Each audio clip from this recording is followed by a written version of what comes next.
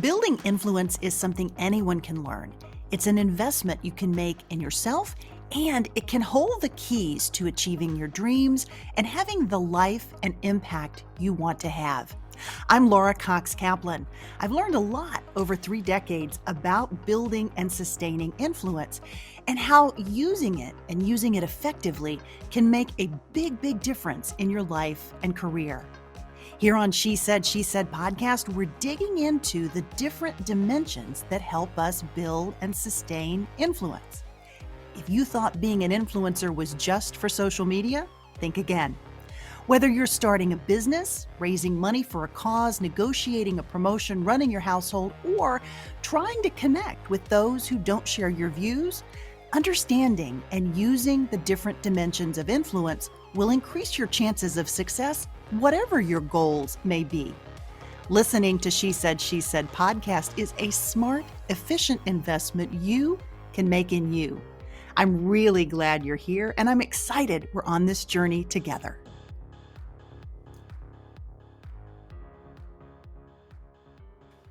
Hey, friend, welcome. Tell me if this rings true for you.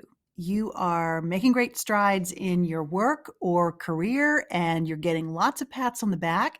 You may even be winning a few awards. Everyone is telling you you're doing a great job. You must be so proud. But you know in your heart, you're not actually doing what you're meant to be doing. And you ask yourself, is this it? This is what happened to this week's guest, Sallie Holder. Sallie is now a career coach, and she's the author of a terrific book called Hitting Rock Middle. That also happens to be the name of her terrific podcast. Most of us are familiar with the term rock bottom, but rock middle, at least for me, was a new term. Now, as you may have guessed, rock middle is the state of getting stuck somewhere in between. And that's where Sallie, who was a very successful labor lawyer, found herself. And that's what we're talking about today. I loved Sallie's story, and I think you will too. Before we jump in, though, I want to draw your attention to just a few topics. Sallie talks about the quote-unquote expertise trap. It's where you're trained for one job or profession, but you want to make a shift. The problem is everyone you go to for advice who's part of your existing network actually keeps offering up options that reinforce that particular area of expertise. I actually mentioned this concept in last week's episode 182, which focused on growing our networks as we grow and evolve. If you missed that episode, be sure and go back and listen, because I think you'll appreciate some of my own favorite helpful tools for making sure that your network is supporting you, giving you good feedback, and also, perhaps most importantly, keeping pace with your momentum as you grow and evolve. Now, as Sallie reinforces, the expertise trap is logical, but sometimes the logical step isn't what helps us to reach our full potential. This will hit home for you, or maybe someone that you know who is working through a reinvention or career evolution. Sallie also talks about dealing with fear when making a big shift. It's a very real and really normal thing. Sallie also shares great perspective on hiring a coach, including some really helpful tips to consider before you do that. One of them being, don't overlook price. It's really important. Sallie and I also talk about value, as in not undervaluing your work. That's one that I'm still working on myself, as Sallie and I talk about in this conversation. I know this is going to resonate with either you or someone that you know. This week's episode, friend, is the latest in our collaboration series with the Southern Cootery. If you missed the start of the collaboration, be sure and go back and check out my conversation in episode 181 with the talented designer and wonderful human being, Leela Rose. The fact that she and I share Texas roots doesn't hurt either, but I digress. One more thing before we jump into the conversation with Sallie. A great big thank you to you for joining us today and for sharing us on your Instagram, Facebook, and LinkedIn. I am so very grateful to have you here. We are growing like crazy, and it's all because you are making this investment in you. So thank you. And now, my conversation with Sallie Holder. Sallie, welcome to She Said, She Said. Thank you, Laura. It's an honor to be here. I'm really excited. Well, I'm excited to have you, and I was so thrilled to meet you at the Southern Sea Summit back a few weeks ago. We talked about so many of these topics that you talk about in your fabulous book, which is called Hitting Rock Middle. I am so excited to have you share your perspective with our listeners. So I've never heard the term rock middle, but I love it. What does it mean, Sallie, and why did you write this book? Yeah, so Rock Middle was, a place that I felt like I was stuck in. And because there wasn't a term to reference, right, I couldn't name it. And so I couldn't identify it to other people. And so whenever I tried to have a discussion around it, I was really ashamed of, wanting to make a change in my life when I was already externally successful. And, so I'd always tell people that rock middle place is you're stuck somewhere between your highest level of fulfillment and the achievement of your potential and rock Mhm. bottom, right? And there is a middle ground that exists right there that I find a lot of people are not talking about. And that is, to me, what I experienced was that external success, but it really lacked internal fulfillment. And what I now know is you have to have both in order to truly feel as though you are successful. It doesn't matter what other people tell you or how many awards or whatever you receive or even what your bank account says. At the end of the day, when it lacks fulfillment, it lacks the real contentment and joy that we all seek. So I felt like if Yeah, I could I, come up with that term, we could get more conversation going around it. I suspect so many people listening are saying exactly, Sallie. They're nodding their heads and saying exactly, I am right there where you are, or I've been right there where you have been. I'd love for you to share, if you would, your personal story about where you found yourself because you were by anybody's measure, you were incredibly successful and you should have been on top of the world. You were winning awards, really doing well in your life. And yet you felt that you were in this place that you now describe as rock middle. Talk a bit about that experience. Sure. I followed someone else's roadmap to success. And, I did undergrad, immediately went to law school, and found myself practicing law at the third largest labor and employment law firm in the nation. And I was doing everything that I thought would give me that feeling of accomplishment and joy. And I wasn't feeling it. And so I thought, okay, there's something missing from me, right? And if I work harder or I achieve more, then I'll be happy. So I did that, right? I put my head down, I worked harder, I involved myself in the community and volunteered for nonprofits and made myself busier than any human should really physically be. And had two kids in the process, and then found myself winning an award for our from our Chamber of Commerce from the community as Young Professional of the Year, and then ended up that evening right on the bathroom floor with tears, just streaming out of my eyes because I couldn't hold it back anymore. The disconnect between the way that I showed up in the world and the way that I actually felt was so extreme.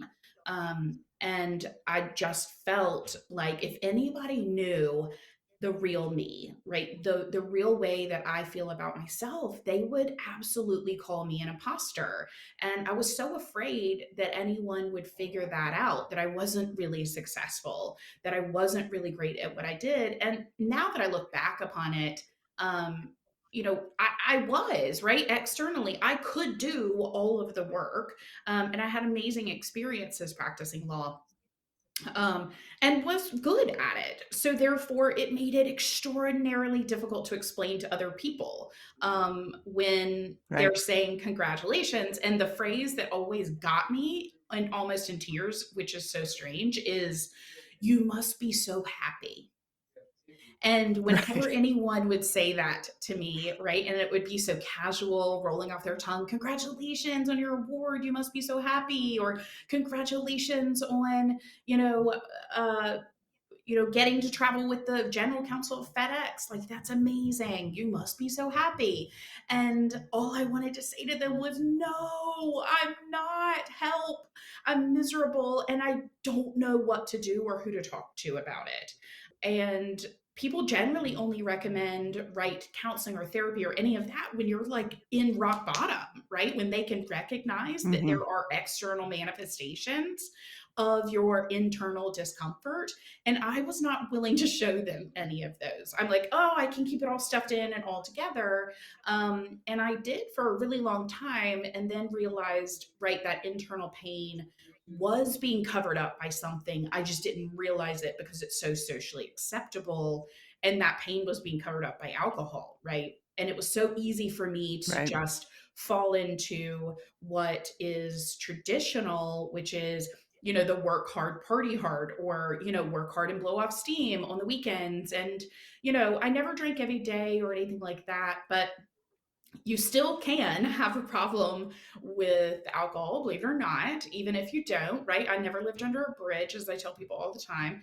But I still realized, hey, I'm going to choose to get sober and cut this out of my life because it is not allowing me to reach my full potential. I know I am using it as a crutch. And if Hmm. I remove that crutch, where might I be able to go and what might I be able to accomplish? And so I did, right? And I felt kind of called to do that one day. And, it's been one of the best choices I've ever made. And I think when I removed that crutch, I could no longer ignore, right, the pain of staying the same. I had to change. I had to change Right. what I was doing. And luckily, at that point, I had some opportunities to move into running some other businesses, both in law and then in other areas like retail and sales, et cetera. So that's kind of Yeah. my journey in a nutshell of about 20 years in business. And now Yeah. I have the pleasure and have found my absolute passion in working with female entrepreneurs and helping them scale their businesses and make more money. Yeah, which is how we met as part of the Southern Sea and the Southern Sea Summit, which of course this conversation is one in a series of conversations that we're doing in collaboration with the Southern Sea. So it's a great opportunity to bridge all of these things together. But Sallie, I want to go back to your story for a second. Was there a particular moment or event that really crystallized in your mind, okay, I've got to stop this. I'm now bridging from rock middle into something that is getting more serious. What happened that caused you to really wake up and say, I have to make a change? I'm so glad you asked me that question because I'm a real proponent of the idea that there is the word gress does not exist. GRESS, right? That's not a word. You're either making progress or you're engaging in regress, right? Either one. And every day as time goes by, there is no gress, right? We're not staying the same, even though we perceive that we are. And so what I did is I realized, gosh, I am regressing, right? I am moving further away from where it is that I ultimately want to be, who it is I want to show the world that I am as a person and what I believe in. And I realized that it's always these, very strange moments, but two really moments stick out in my mind. One is that I was driving down Coleman Boulevard. I was living in Charleston at the time. And I'll never forget just feeling this wave of energy kind of come over me and tap me on the shoulder and say, "Have you had enough?" And I didn't even know what the question was. I felt like I didn't know where it was coming from. At the time, I wasn't even as attuned to, kind of my own, spirituality, or, the universe, or my own energy, as much as I am now. And now I would say that it is, kind of my spiritual guides, or higher power, or Mhm, God, whatever it is that you call it, gave me the gift of tapping me on the shoulder and saying, hey, hey, there's more for you out there. Is this enough of you playing small? Um, mhm. and then about a week later after that, um, I failed to pick up my son from camp on time. He doesn't even remember it. But for me, it was the thing, like the line I wouldn't cross, right? Was, does this have a negative impact on my children? And, I never wanted that to happen. And I saw that happen so clearly that day.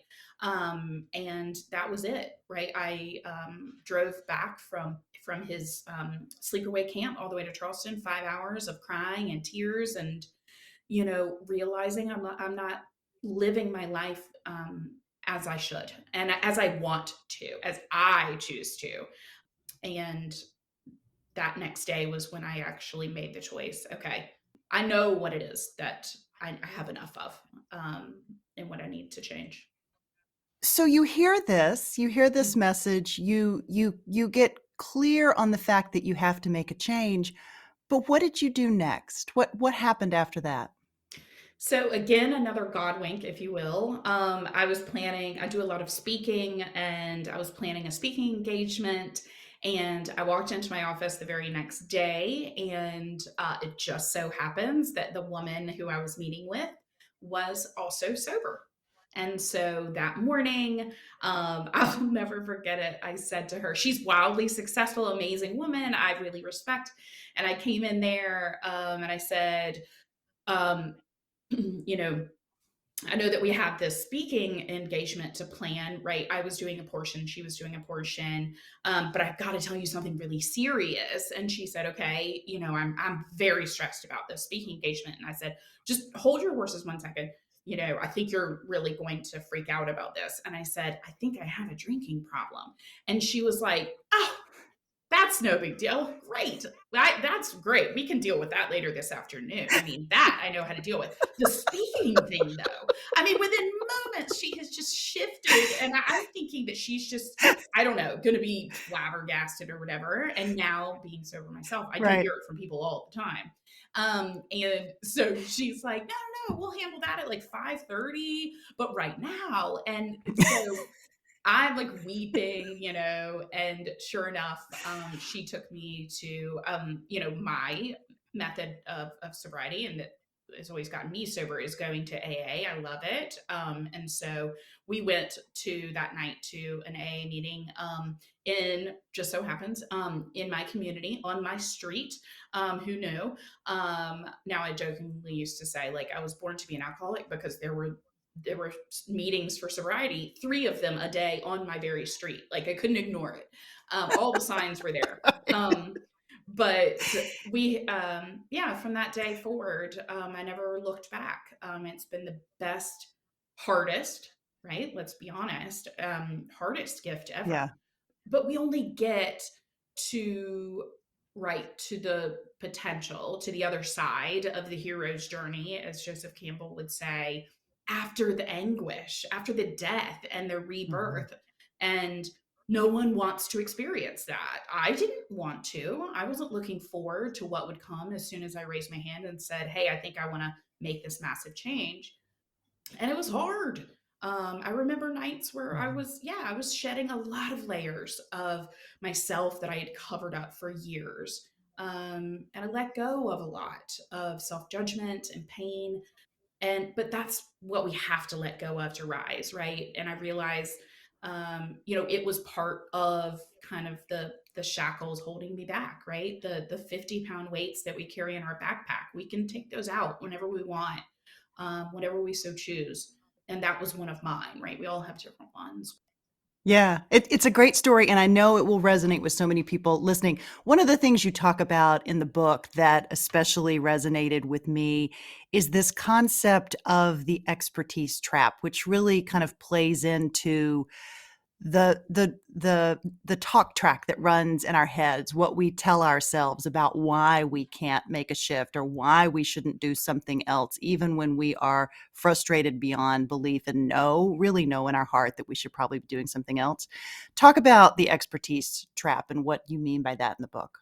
So, one of the things that really kept me practicing law for a decade was the fact that I was good at it, right? And that I had developed some expertise in that particular area.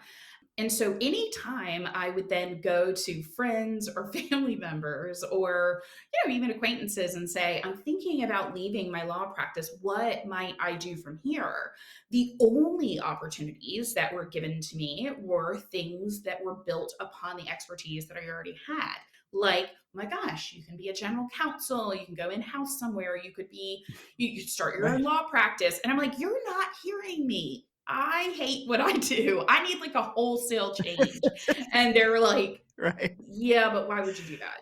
Like, you're good at it. So just stay with it. That's what you need to do. And I'm like, I don't understand. Like, am I speaking Greek and they're speaking Italian? What's happening?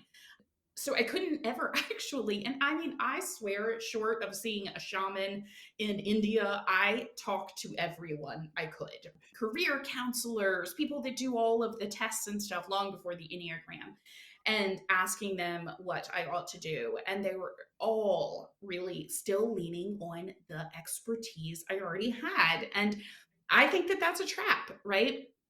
Knowledge can absolutely be a curse because it really can limit what you believe you are then capable of creating. And it clouds oftentimes our perception of what we can do next and how innovative we're willing to be.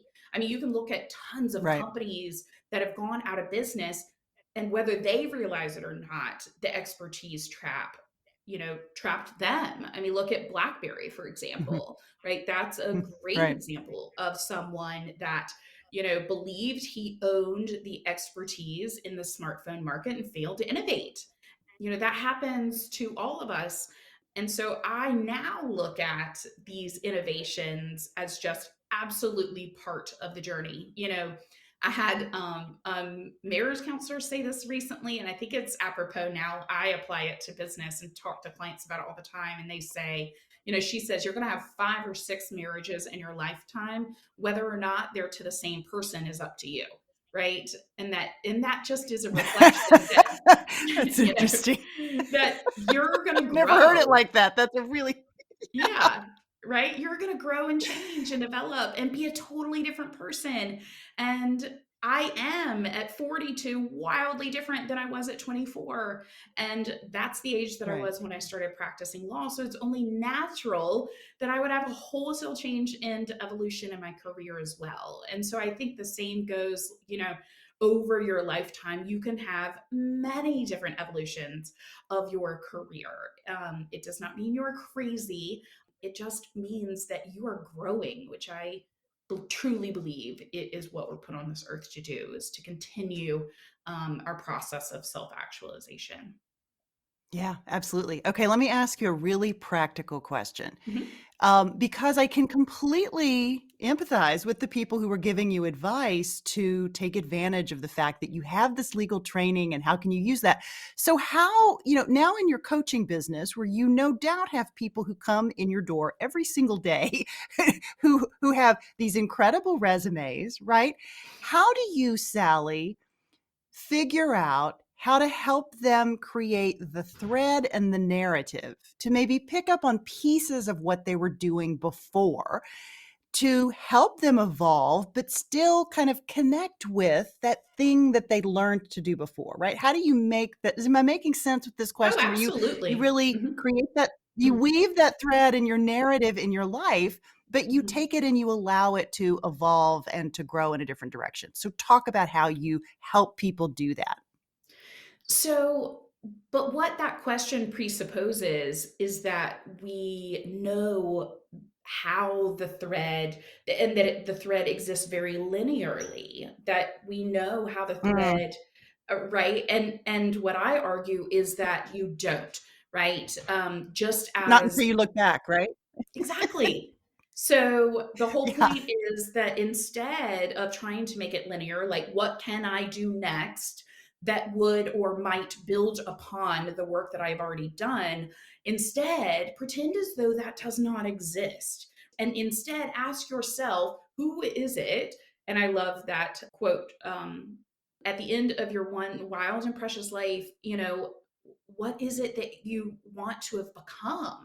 Right? We only get one shot at this.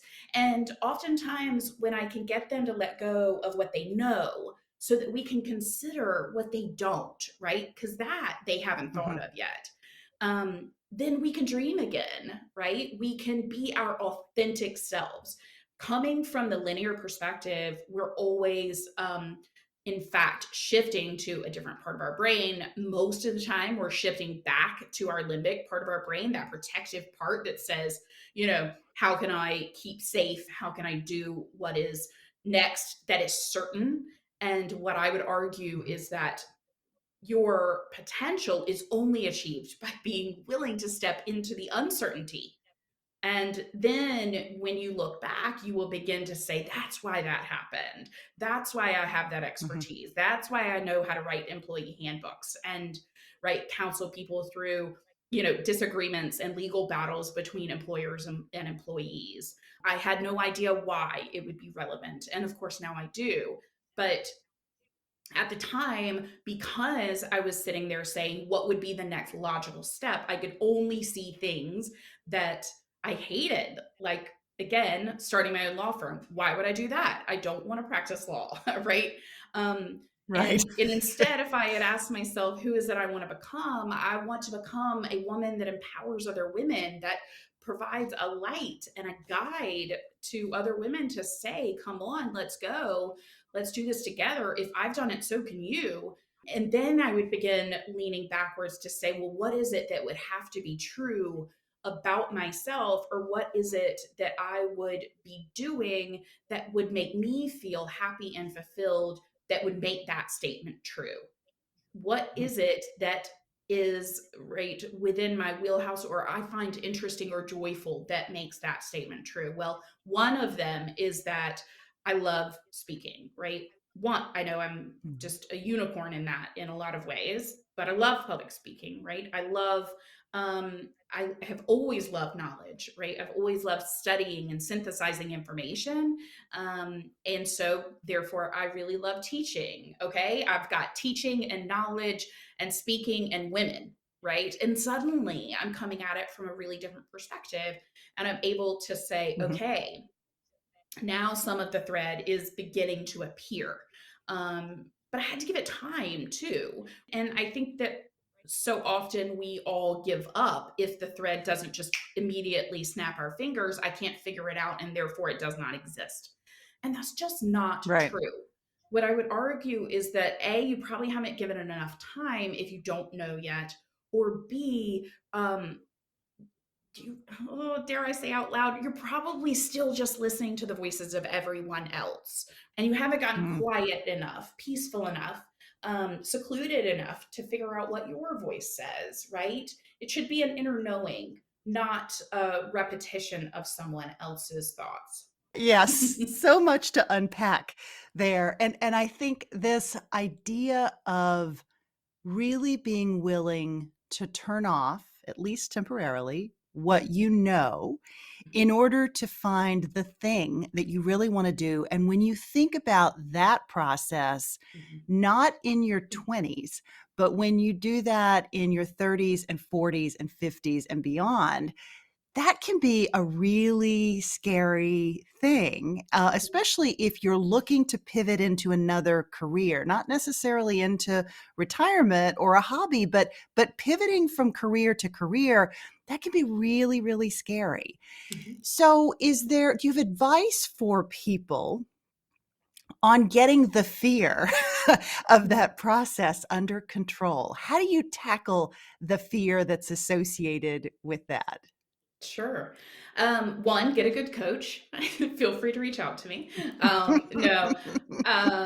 Yeah, I mean, one is definitely surround yourself with other people who are willing to challenge themselves in the same manner, right? If you're the only one raising your hand in your community or in your friend circle that's saying, "Hey, I want more," it can feel very isolating. And so I tell, women all the time, like, seek out other women who are challenging themselves to do the same. And then don't tell the others that are not going to be supportive. I call that going to the hardware store Mm. for bread. There is no bread there. Stop going there, right? You know the friends that I'm talking about. If it is your husband, fine. Don't tell him either, right? Until you develop the plan and the inner knowing and all of the confidence that are capable of making the pivot. Then come and present, Yeah. write the plan. That is a very different idea than coming and asking for validation of your plan, Mhm. instead coming with it specifically built out.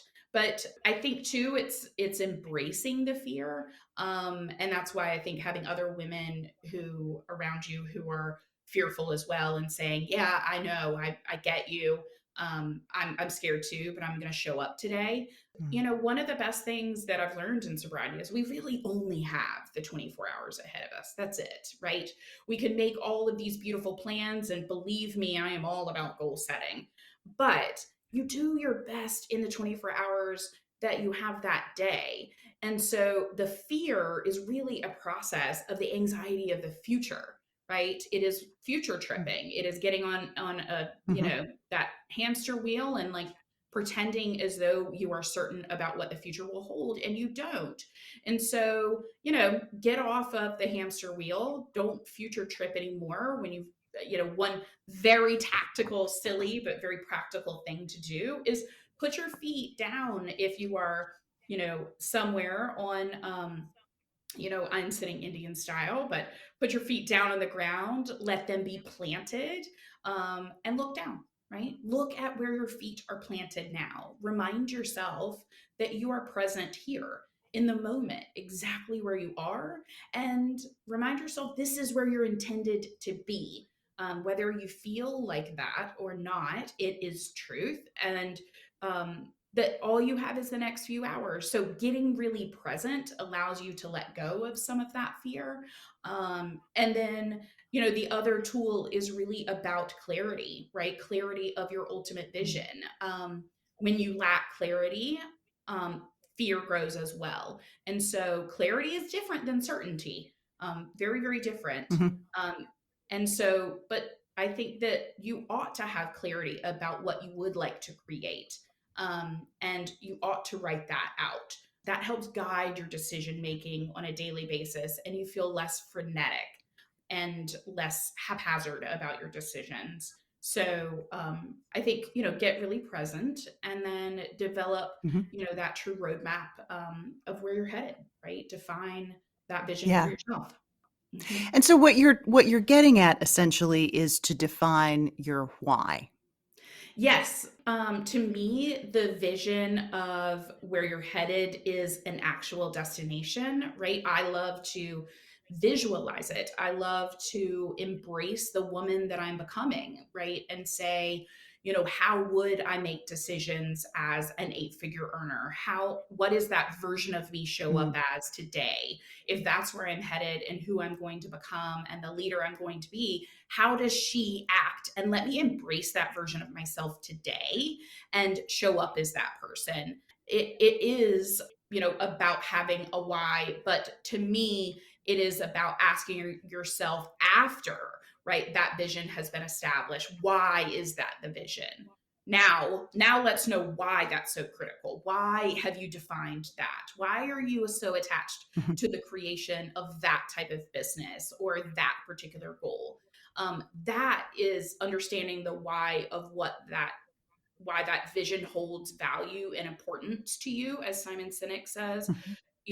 is what is going to continue your motivation through the dark times, right? Because you can remind yourself, here's why I set that goal, instead of compromising on it, instead of saying, oh, you know what? Right, I was going to get new couch furniture or whatever, and the couch I have right now is just fine, right? We will begin to compromise on it unless we know why. But I still believe that the creation of the vision is first and the why is second. Yeah, I love that. So, Mhm. practically speaking, are there tools that you use for visualization? Are you a fan of vision board or journaling, or what's your tool of choice, and what do you find that works well for many of your clients? Yeah. So what I always have clients do at the very beginning is that we go through the exercise of defining that vision with a lot of specificity. I find a lot of people lack specificity. And so I love visualization and all of those tools. I find those to be wonderful add ons. But I am Mhm. all about having the fundamentals in place for your business. And one to me of the fundamentals is right, having that vision set out as a SMART goal, like specific, measurable, achievable, realistic, and time based. So, the vision ought to also include your revenue, right? How much money do you want to achieve? Because $100 million business versus a 10 versus a one, right? The strategies you need to employ and the steps you take are going to be wildly different. Are you driving to Right. California or are you flying to Europe? And decide now, because the money you need to save up or the actions you need to take are going to be so different. And when it lacks specificity, then you don't know which route to take, right? Getting on a plane or driving in a car. And so that has to serve as your guide. And I always say, like, it is a bit of a waterfall, right, of a pyramid down from there. So from that vision, we always typically establish, well, what are again, much like the questions I said earlier, what are the things that I do in order to achieve that ultimate vision? And I always ask clients that question, what do you want to do? Not what you're selling right now, what product you use to make money, but what do you want to make happen? And then inevitably, there's always something like a kernel of truth within them that's like, gosh, you know what? You know what I've really always wanted to do? Like, I've really always wanted to have a product line, or I've always wanted to have, a wallpaper collection, or always wanted to have my name on a building. I say, okay, great. That is the supporting revenue stream or product or whatever it may be that supports the achievement of that vision. And then, once we have established what those revenue streams are, then we take it down to one more level. Okay, what are the strategies that now make those revenue streams achievable? And then it's one more level, right? What are the tactics that you then engage in that drive that strategy? You can break it down, and that takes you down to, what do I need to do every day in, day out, in order to achieve that vision? Suddenly your roadmap is there. There is no guessing. There's no running around like a chicken with your head cut off. This is what I have to do. And then it's up to you to choose. Do I show up and go for it and do it, or do I not? And, that oftentimes I find when it's laid out in front of them, they are much more likely to follow through on, right, the steps to the achievement of their vision, because they know exactly where they're going versus, I Yeah. always say, like, closing your eyes, crossing your fingers and your toes and everything and saying, gosh, I hope what I'm doing now will take me there. Hope just isn't a strategy. I mean, whenever I hear Yeah. that from an entrepreneur, I'm like, oh no, oh no, let's get something concrete. Oh gosh. I love that. Okay, so for people listening who may be, in various places as it relates to, stuck or rock middle, or maybe even starting to make a pivot, maybe they've made the decision that they're going to make a big shift, talk about how they should go about evaluating a good coach. How do you know who the right person is to help you as you embark on this journey? And are there different people at different stages as sort of recognize, okay, I think I need to make a pivot? Do you hire someone then, or do you hire someone after you've done this initial work? Just walk us through kind of what you think are best practices as it relates to hiring a coach to help you through this. What a great question. I don't get this one a lot.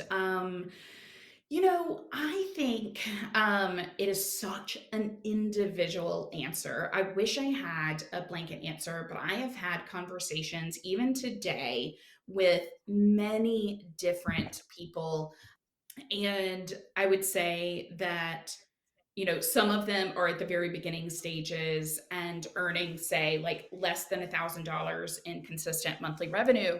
And with them, I tell them, most of the time, if you would like, because you're not stable enough where that taking on a coach or working with a coach isn't going to put you in a financial detriment, right? I never want to work with a client when I'm like, oh my gosh, your food or me, right, is on the line.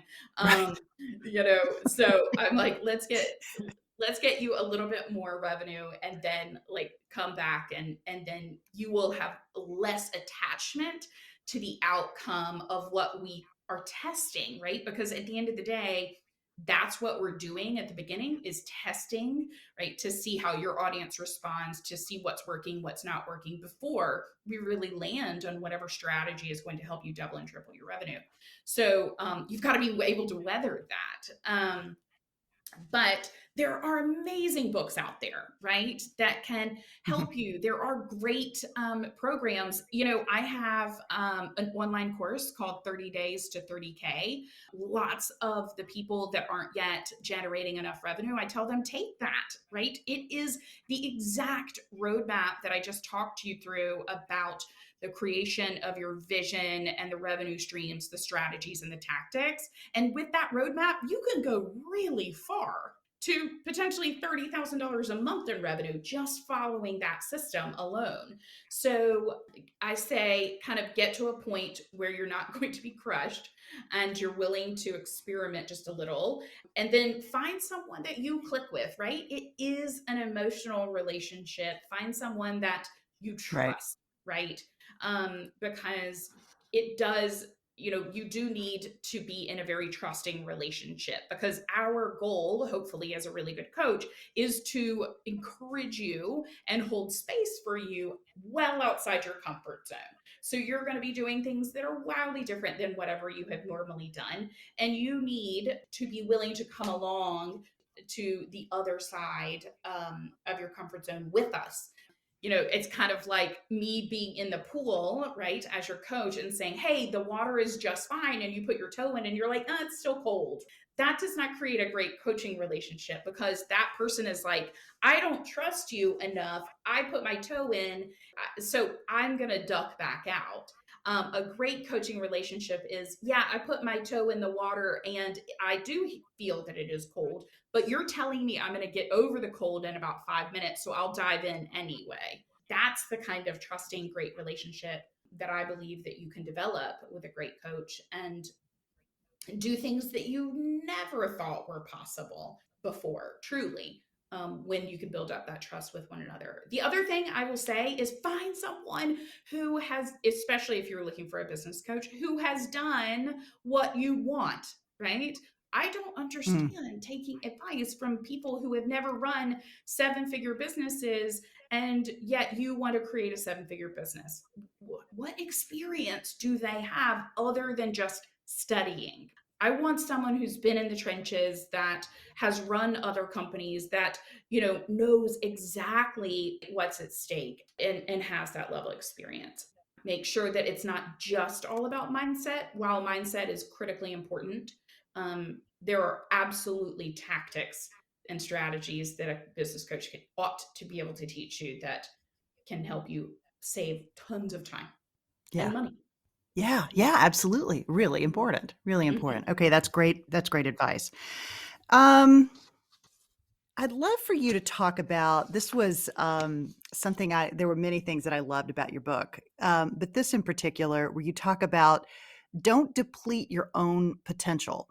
You talk about um, the tendency that oftentimes we have, and I think this is especially true for women, we have a tendency to give things away, to Mhm. not necessarily value our product, our content, whatever the case may be. And I'm guilty, as many people listening probably are too.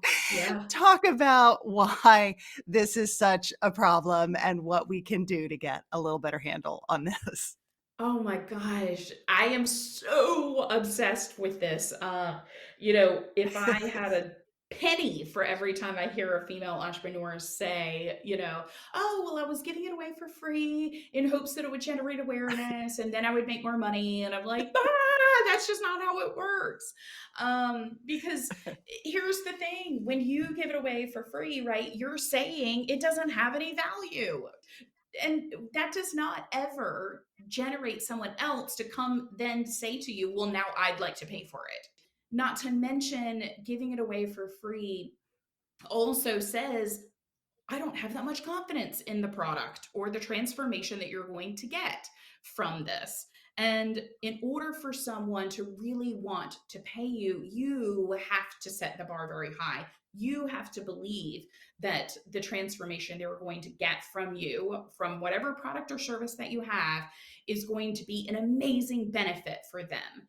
And that is evidenced, believe it or not, by the price. Price has a direct connection to value, right? If I were to say to you, hey, Laura, buy this computer from me, it's only $10, you would be like, what? It's probably a No terrible thanks. Yeah. computer. Yeah, right? No, Right. right? Because the price reflects the value.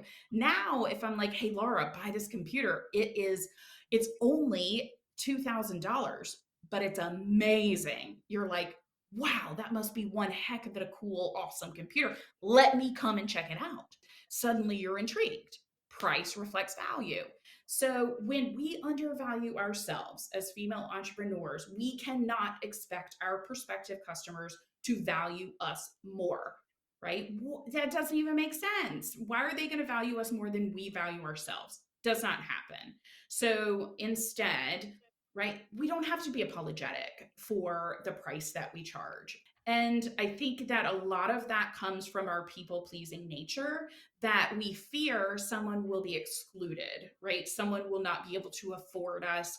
It will not be able to serve everyone, etc. And right, congratulations, welcome to capitalism. Like that's just exactly how it works at the end of the day, unfortunately. So yes, some people will not, but you cannot be all things to all people unless you just want to keep giving it away for free forever. Instead, you've got to be willing, right? And that's where the fear comes back in. You've got to be willing to narrow it down. You've got to be willing to niche down and serve an ideal customer in a target market within a niche. And when you do that, it is like taking one giant boulder and throwing it into the lake. The ripple effects are big and wide and far. And instead, when you're trying to just give it away for free to drum up interest or some of that magical value, right? It is like taking a little handful of pebbles and throwing it in the ocean. Ripple effect? I don't think so. But yet that's what we do over and over and over. Or we think I've got to go spend a ton of money on Facebook ads or Instagram ads or have this $50,000 website and all of those things. And you don't. You don't have to have any of those. Start small and free. Start with the people that you know, begin to serve them really, really well, and know what you stand for. Be willing to stand for something and say what you mean and you believe, and that will then, right, from a very small audience, continue to grow outward to a bigger one. But no one will value it if you keep saying that it is free. And eventually, or like, you probably see a bunch of people, myself included, having things like free downloads, or oftentimes before I used to do a free workshop. So let's not mistake a freebie with a free product, right? A freebie Right. Right. strategically is an entryway into a sales funnel. That is wildly different than you just giving away your product for free to a bunch of people, hoping that they will then post about it on Instagram or talk to other people about it. not the case. Um, Instead, it's they're just wildly different things. That is the starter, if you will, product, not the actual product. So I think that some people get really confused about seeing these free things on the internet and thinking, well, I've got to copy that. Just remember, there's a lot more going on behind the scenes that you don't see, that that are strategies that are helping that freebie turn into cash. If you don't have all of those strategies behind it that are helping you take that freebie you just gave away, and turn it into an actual conversion, you might as well not have given it away, right? People do that with product all the Mhm. time. Give them a free purse or a pair of earrings or whatever. Fine, okay, but what's your strategy on conversion after that? Right? What's your strategy Right. to get that person to then help you convert on more customers? Do you have a funnel? Do you have an email sequence? Do you have then a freebie that you're driving them to? So when she's posting about that, she's telling all of them to come. You've got to have something else. Yeah, free does not turn into magical money. I jokingly say it to my clients all the time. I'm like, it is so hard for me to say that word. I'm like, free. Yes. I'm like, I just don't like it, right? I don't like that. And I don't like discounts. Nope. Neither one.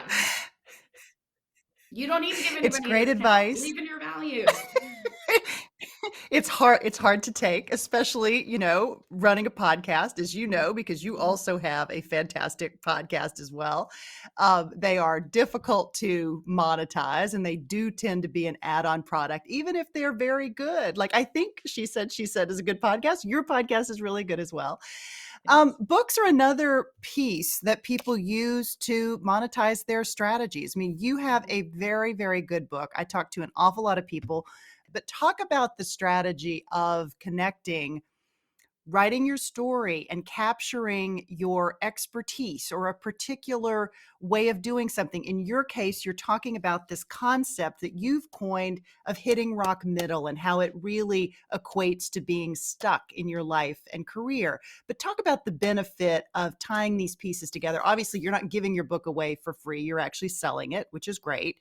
But talk about the connection between the book as a product and the rest of your business. Yeah. So, we all have, as I was kind of hinting about the freebie, a customer journey that we take our customers on, whether you realize it or not. And I want to be able to serve my customer at a lot of different price points and a lot of different stages of their journey and evolution, too, right? And we've touched on that throughout our conversation, is that there are people listening that are in the startup phase, and there are people that are, in the multi-million dollar phase that still need support and help as well. And so, the freebies are fantastic when you're getting started and you're like, I have no money, but I need some good tactics and advice and things to get me started. Great.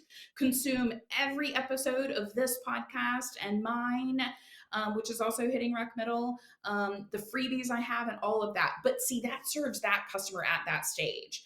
And then we have the next stage, which is the book, which is $27, right? And so it is a very easy entry point for the customer to be able to get to know me. Because as I was saying, right, we buy from people that we know, like, and trust. And so it helps Right. them have a much more trusting relationship with me. Whether you realize it or not, that's why social media helps your business so much. For those people who show up authentically and actually tell, like, some of the good, bad, and ugly, it is driving business because they get to see who they're working with, the face behind the brand. Um, and then beyond that, right, there are some of those introductory courses like the 30 days to 30K, which are, I think that's $297. So, a great entry point to get some really tactical nuggets in their hand that can create a decent transformation. And then the very best transformation is my 12-month premier coaching program called the Revenue Accelerator. And that is where, I'm guiding you through 12 months of taking whatever product or service it is that you have now and providing you a systematic guidebook to making more money, giving you all the strategies, the tools, and even samples of them for you to be able to use and integrate in your business, right? Cutting out a lot of the middleman of, I need to go and figure out how to create a sales funnel all on my own. Well, no, you don't. Not when you're in the revenue accelerator. I'm going to teach you how to do that exactly. So the book is a really great way for me, again, as I'm looking at that linear trajectory of customers coming through our customer journey. To all the listeners, think about your customer journey. How can you offer something Mhm. that might be slightly less expensive on the front of the journey that might pull them in? And then what is your most transformative, most VIP offer that is on the back end that you can offer to them that could provide them an even better transformation than the one you're giving them right now? And as long as you make sure it does not suit everyone, because it shouldn't. And Right. those are both going to help you increase your revenue, but also it's not serve a wider audience. It is still the same person who is still trying to achieve the same thing that your target audience is trying to achieve. They're just not yet at the most ideal, most largest group, right, that you're serving. They're either right outside it, on either end of it, right past it, or right Yeah. before it. So it's a great way for me to kind of help our customers, but everyone has one of those, or you can create Yeah. one. Yeah. I love how you describe that because I think it's important to think about the different pieces of your business and how these, they're tools basically. These Oh can be yeah. different tools of really leveraging and connecting with your customers in different ways. And I love how you explain that. Okay. One last question, Sallie. If you could go back and give younger Sallie a single piece of advice, maybe it's a life hack or a mantra, what might that be?